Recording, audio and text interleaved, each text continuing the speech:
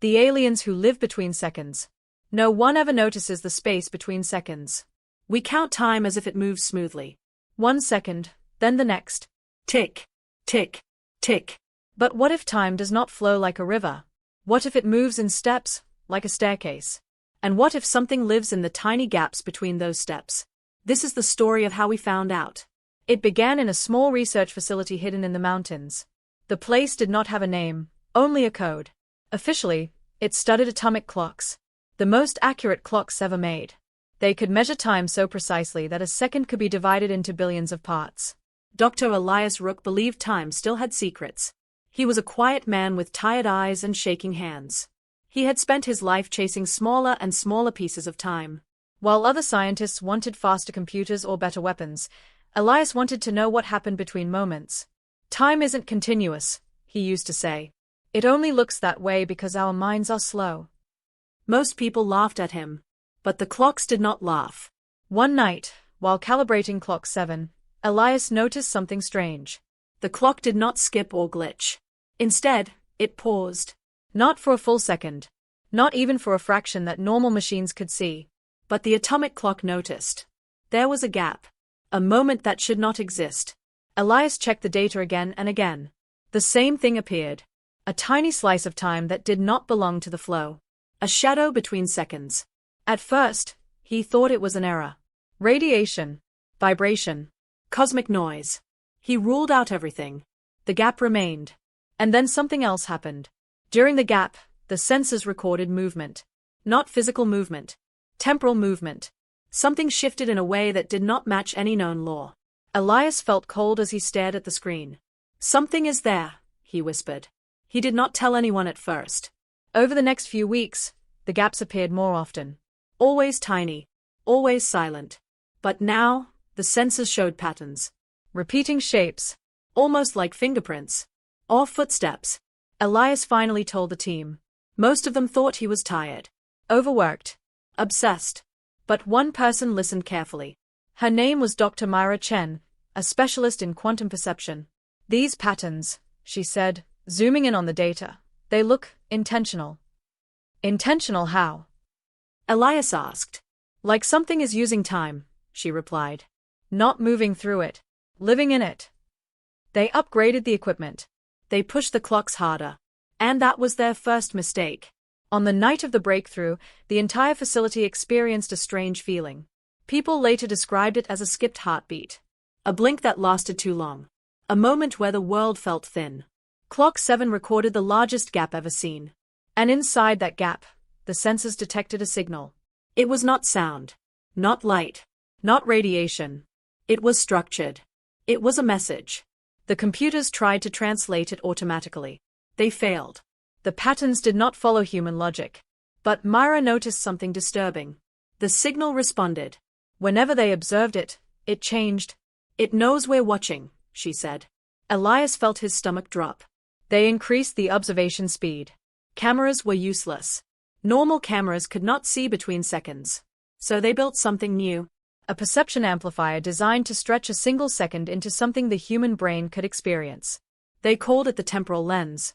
No one wanted to test it. Finally, Elias volunteered. He sat alone in the chamber. The machine hummed softly. A countdown began. 3, 2, 1. The world stopped. Not froze. Stopped. Sound vanished. Light became sharp and painful. The air looked thick, like glass. Elias tried to breathe, but his chest barely moved. Then he saw them. They were everywhere. Tall shapes made of folded darkness and pale light. They did not have clear edges. They existed like thoughts given form. Some were thin and stretched. Others were wide and heavy, pressing against the space around them. They were standing between moments, stacked inside the frozen world like layers. One of them turned. It did not have a face, but Elias knew it was looking at him. And then it spoke. Not with sound. With time. A pressure filled his mind. Images rushed through him. Stars dying. Civilizations blinking out. Human history seen as flickers between meals. The message was simple. You are loud. Elias wanted to scream, but no sound existed. The being moved closer. Each movement felt like years passing inside his skull. You have learned to look where you do not belong. The machine shut down automatically. Time snapped back into motion. Elias collapsed onto the floor, gasping. Alarms screamed. People rushed in. Myra knelt beside him. "What did you see?" she asked. Elias stared at her, eyes wide and broken. "They live between seconds," he said. "And we were never supposed to notice them." Outside the chamber, clock 7 cracked down the middle. The gaps in time began spreading. And the aliens had finally been seen. After Elias woke up, nothing felt normal again. The doctors said his body was fine, but his mind was different. He reacted slowly, as if he was listening to something no one else could hear. Sometimes he would pause in the middle of a sentence, eyes unfocused, then continue as if nothing happened. Elias said those pauses were not empty. "They are still there," he told Myra. "I can feel them when time hesitates." At first, the facility tried to shut everything down. Clock 7 was destroyed. The temporal lens was locked away. Reports were sent to higher authorities using vague language and careful words. But time itself refused to cooperate. Across the facility, small incidents began to happen. A cup would fall and hit the floor before anyone saw it slip. A door would be open without anyone remembering opening it. A conversation would restart from the middle, with no one recalling the beginning. People started losing seconds. At first, it was nothing serious. A blink that felt too long. A thought that vanished before it finished forming. But the losses became longer. Some people reported missing minutes. One technician swore he lost almost an hour, even though the clock said otherwise. The atomic clocks confirmed it. The gaps were growing. Myra studied the day-to-day and night. She noticed a pattern that terrified her. The gaps were not random. They appeared more often around human activity, especially when people were stressed, emotional, or afraid. "They are attracted to us," she said during a closed meeting. "Or maybe, we attract them." Elias shook his head. "No," he said quietly. "We feed them." That night, the first global event occurred. In cities across the world, people froze for a fraction of a second. Cars did not crash. Planes did not fall. It was too brief. But millions of people felt it. Later, many described the same thing. A pressure in the skull. A feeling of being watched. And the strange sense that something had passed through them. Social media exploded with confusion. Scientists blamed solar activity. Governments blamed nothing at all. But inside the mountain facility, the truth was clear. The aliens were no longer hiding. Elias asked to use the temporal lens again. Everyone refused. "They warned you," Myra said. "You said they told us we don't belong there." "They didn't warn me," Elias replied. "They explained." After long arguments, they agreed. But this time, Myra would observe from the outside, watching every sensor. When the machine activated, Elias did not panic. He leaned forward and smiled. Time stopped again. The beings were closer now, their shapes more defined. Some of them moved around Elias, circling him like curious animals. Others ignored him completely, focused on something deeper inside the frozen world. One of them stepped forward. "You return," it said through shifting moments. "I want to understand," Elias replied, his thoughts stretched and heavy. "Understanding is unnecessary," the being responded. "Consumption is sufficient." Elias felt a sharp pain as memories slipped away. Childhood moments. Names. Faces. The being was feeding. "What are you taking?" Elias asked. "Excess," it replied. "Your species creates more moments than it requires." Images filled Elias's mind. Human lives flashing by. Trillions of unnoticed seconds wasted on waiting, boredom, fear, regret. The aliens lived in those seconds. They had always lived there. They were not invaders. They were scavengers. "You are loud now," the being said. "Your machines stretch the gaps. They make us visible. They make us hungry." Elias realized the truth too late. By observing them, humanity had widened the space between seconds.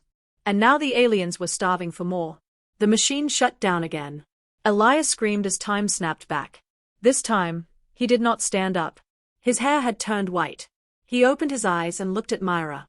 "They are multiplying," he whispered. "And they don't hate us." "Then why are they doing this?" Myra asked. Elias swallowed. "Because we taste like time," he said. Outside the facility, hospitals began reporting patients who felt empty. People who could not remember large parts of their lives. Not erased, consumed. The world was starting to notice. And the seconds were getting thinner. The world began to change in ways no one could explain. At first, it was subtle. A commuter stepping onto the subway noticed the train doors had closed a second too early. A cashier rang up groceries before the customer had finished placing them on the counter. People blinked and found hours had passed without noticing. Then the incidents grew worse. Entire neighborhoods reported lost days that vanished from memory. Birthdays were forgotten. Meetings held and erased. People began to fear even sleeping, afraid that when they woke, time might skip again. Governments and scientists scrambled to find explanations. Seismic events? Electromagnetic interference? Mass hysteria? None of it made sense. Inside the mountain facility, Elias and Myra were watching in horror. The gaps are no longer small, Myra said, her voice trembling. They are spreading. They are growing across the planet. Elias shook his head. No. We made them bigger. Every time we looked, we fed them. They are everywhere now. And not just watching.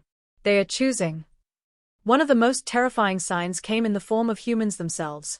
People began behaving strangely. Some spoke nonsense, as if their words were pieces of time rearranged. Others moved jerkily, like their actions were not aligned with the seconds around them. And some began speaking for the aliens. It started with whispers. Short phrases that no one could understand. Then came sentences. People looked at each other with terror when their friends or neighbors suddenly spoke in unnatural cadences. We need more. You cannot stop time. Your seconds are thin, taste better when frightened. Do not blink. Do not waste. We are hungry. Elias and Myra realized the truth. The aliens had learned to communicate through humans, through stolen moments of consciousness. They are inside them, Myra said. Inside the seconds that slip through. Elias clenched his fists. They are using us like hosts for their presence. They are not just feeding. They are spreading. In the following days, cities became laboratories of horror. People reported seeing faint shadows at the edges of vision, folded, flickering beings that seemed to exist only in the split second between reality and oblivion. Others heard voices speaking while the world continued as normal. And worse, time itself became unpredictable. A train could leave a station in the same instant it arrived. A child could grow a year older between blinks. Entire events could occur, erased before anyone noticed. Myra tried to track the spread using the temporal lens. Every observation made the gaps grow larger. They were trapped, looking made it worse, and not looking meant they could not understand what was happening.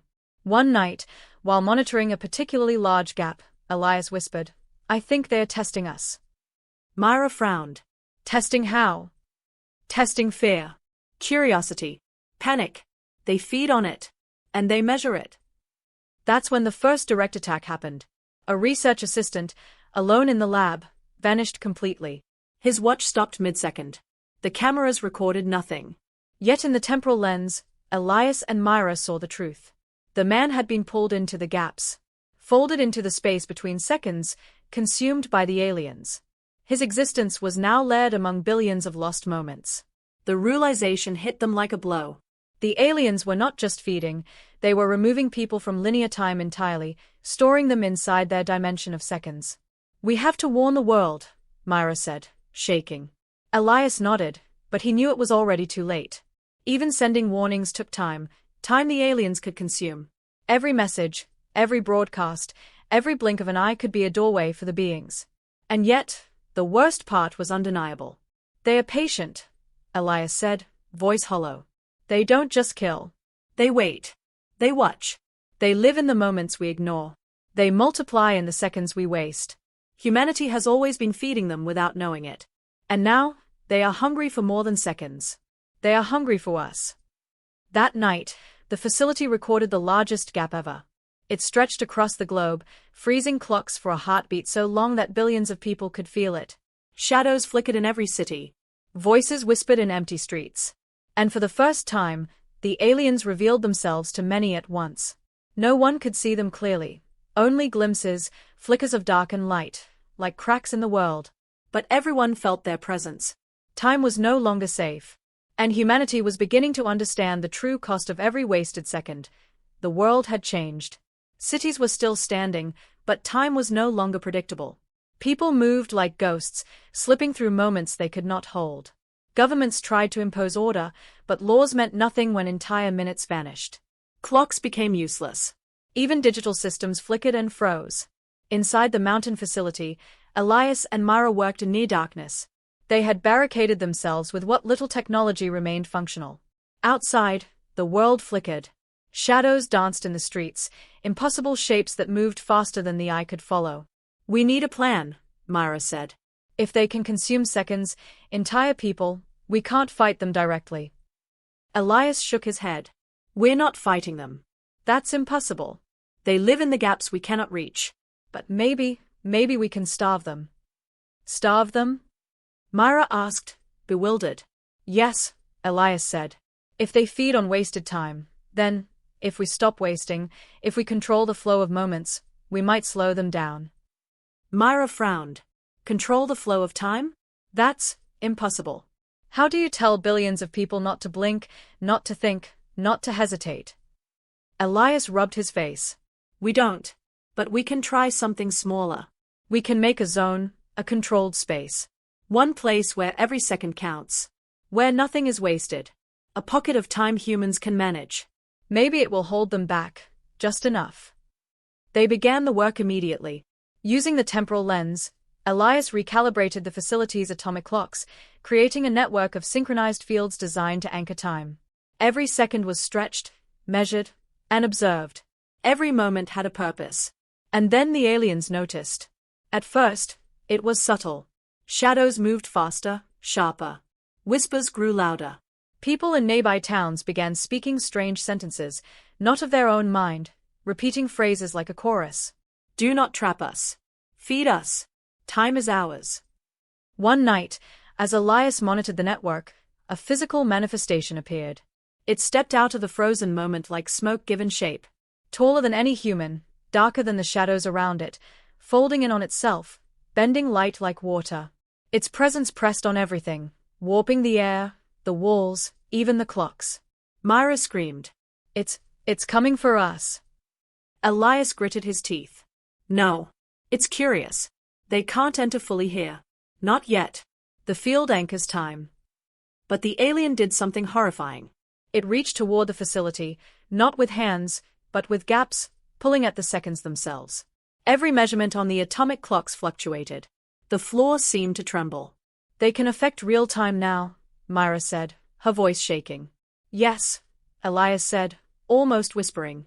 "If they break through, it won't just be seconds lost. Minutes, hours, people, everything can vanish." The first test came sooner than expected. A young technician, nervous and exhausted, tried to leave the secure zone. Her steps faltered. Her watch froze. Then, mid-step, she disappeared entirely. The clocks recorded her leaving one moment and never arriving in the next. The aliens were learning. They were adapting. Elias realized they had always been patient, but now their patience had turned to strategy. They were not just feeding. They were expanding, testing human reactions, finding weaknesses in the flow of seconds. Myra and Elias worked frantically to adjust the temporal field. They needed more energy, more synchronization. Every device was linked, every clock a node in a fragile network. One wrong calculation, one lost second, and the aliens could tear through everything. Then came the message. Not through words, not through sound. Through time itself. A single second stretched unnaturally.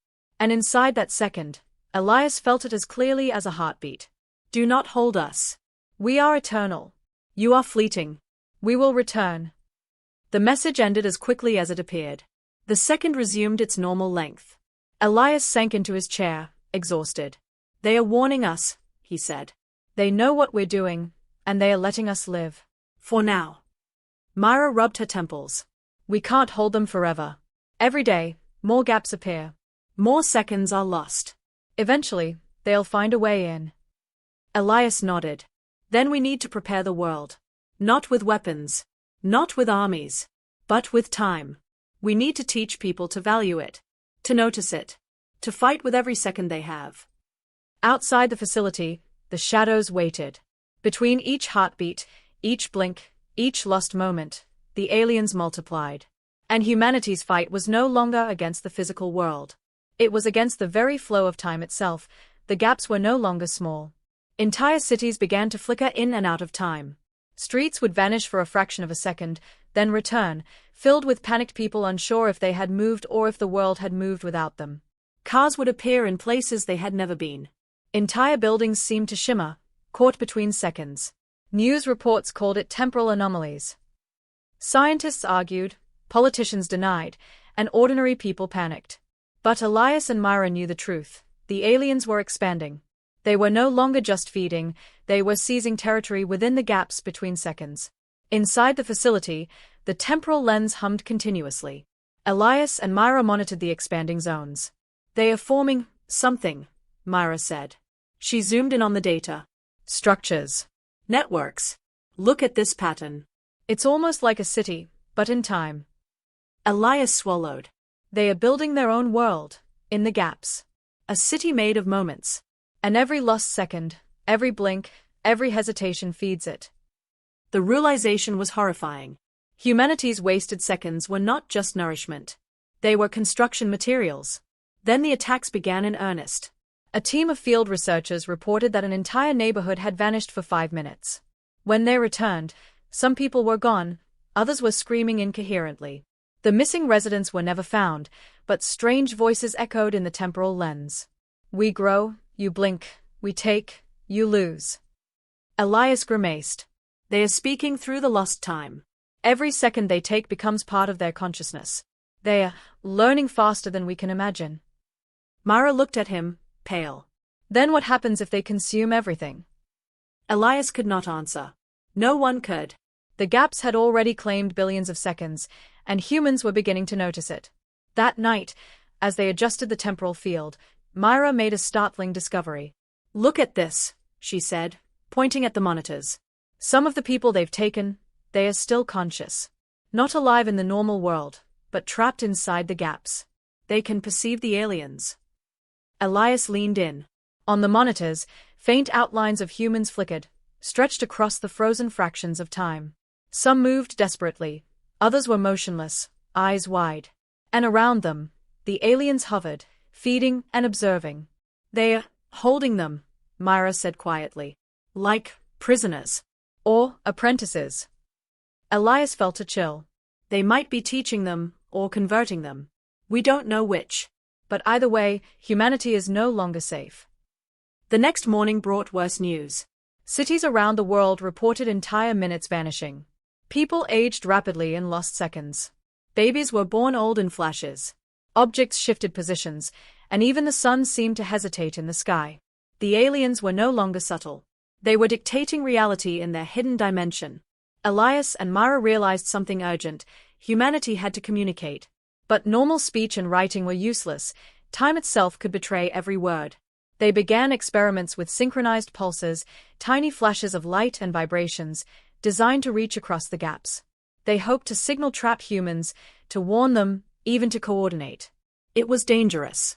Every signal risked attracting the aliens' attention. But they had no choice. Then came the breakthrough. And the horror. A trapped human, one of the first recorded, responded. Not with words, but with a thought. A pure, clear idea that echoed in Elias's mind. They were made. Not born. Not natural. Something created them to live in the spaces you ignore. Elias froze. Myra whispered. Created, by who? The trapped human, or whatever consciousness remained, continued. A species older than yours. They needed a way to observe time itself. They made these beings, to feed on moments, to learn, to survive, between seconds. Your world was a farm of seconds. They were the caretakers, and now you've noticed. The implication was staggering. The aliens were not the original threat. They were tools. Observers. Experiments. And now, Elias said, voice shaking, we've broken the rules. By noticing, by measuring, by feeding, we've awakened them fully. Myra looked at the monitors. The temporal city in the gaps was growing faster than ever. Shadows moved like armies. Faint lights blinked like windows. The aliens were organizing. Elias clenched his fists. We have to fight. Not with weapons, but with time. Every moment we waste strengthens them. Every second we use with purpose, maybe we can resist. Myra nodded, determination hardening in her eyes. Then we begin. We take back every second we can. We fight, with time itself. Outside, the world blinked, vanished, and returned. Between every second, the aliens waited. Patient, hungry, eternal. And humanity's real war, for every lost second, was only beginning. Humanity began to fight back, not with weapons, but with awareness. Around the world, strange movements appeared. People were told to slow down, to focus, to be present. Meditation centers turned into emergency shelters. Schools taught children how to hold attention without drifting. Entire communities practiced living inside each second instead of rushing through them. It sounded foolish, but it worked. The data from the mountain facility confirmed it. In areas where people focused deeply, where moments were not wasted, the gaps became smaller. The aliens struggled there. Shadows faded. Whispers weakened. They are starving, Myra said, watching the screens. Not dying, but slowing. Elias nodded. They evolved for ignored time. We're taking that away. But the aliens adapted again. Instead of feeding on boredom, they turned to fear. Disasters increased suddenly and unnaturally. Bridges collapsed without warning. Storms formed too quickly. Panic spread across cities, and with panic came wasted seconds, frozen minds, racing hearts, lost thoughts. The gaps widened again. They are provoking us, Myra said. They've learned which emotions spill the most time. Elias stared at the temporal lens. Then we have to go further.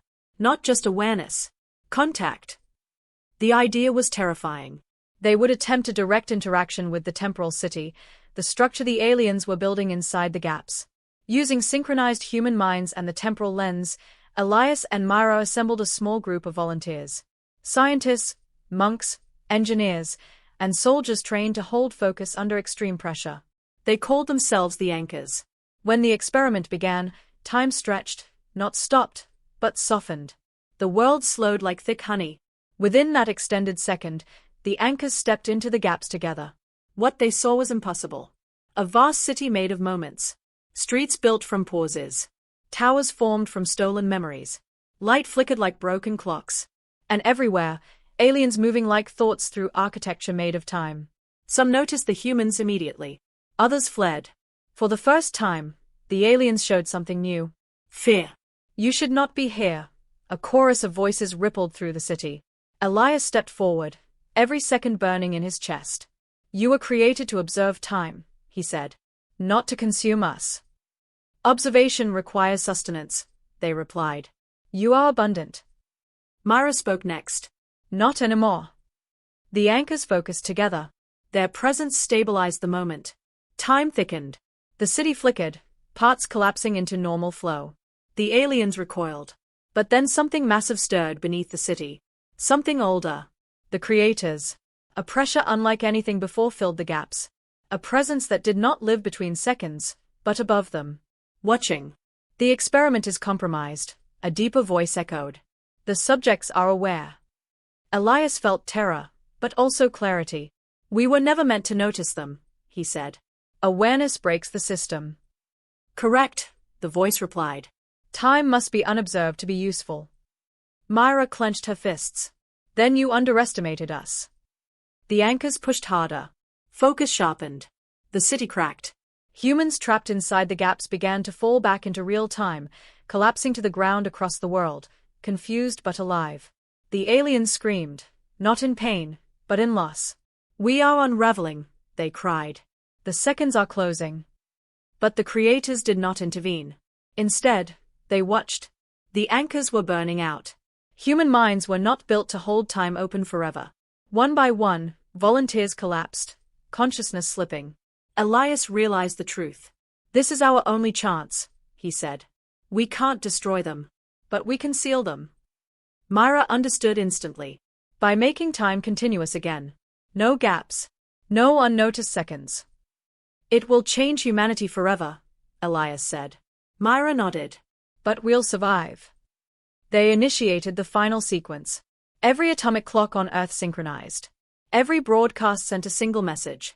Pay attention. This moment matters. Time tightened. The gaps screamed shut.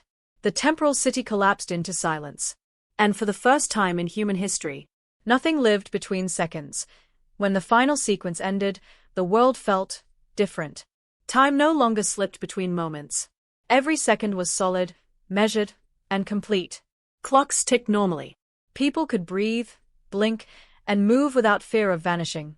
Streets were safe, offices functional, and children laughed in real, unbroken moments. But the memory of the gaps lingered. Survivors described strange experiences. Some recalled entire cities frozen, stretched into eternity, where shadows whispered secrets and voices spoke through stolen thoughts. Others remembered being trapped, unable to move while the world continued around them, seeing every second pass like a film in slow motion. Elias and Myra documented every account. Their facility became a center for study, not just of time, but of human perception. People who were inside the gaps, Myra said during a conference, report that they were aware, but powerless. Observers, not participants. They could see the aliens, feel their hunger, even hear their thoughts. But they could not stop them. And yet, every person says the same thing: time felt alive. Like a living thing, breathing around them. Elias added, it was terrifying. But also, beautiful. The gaps weren't chaos.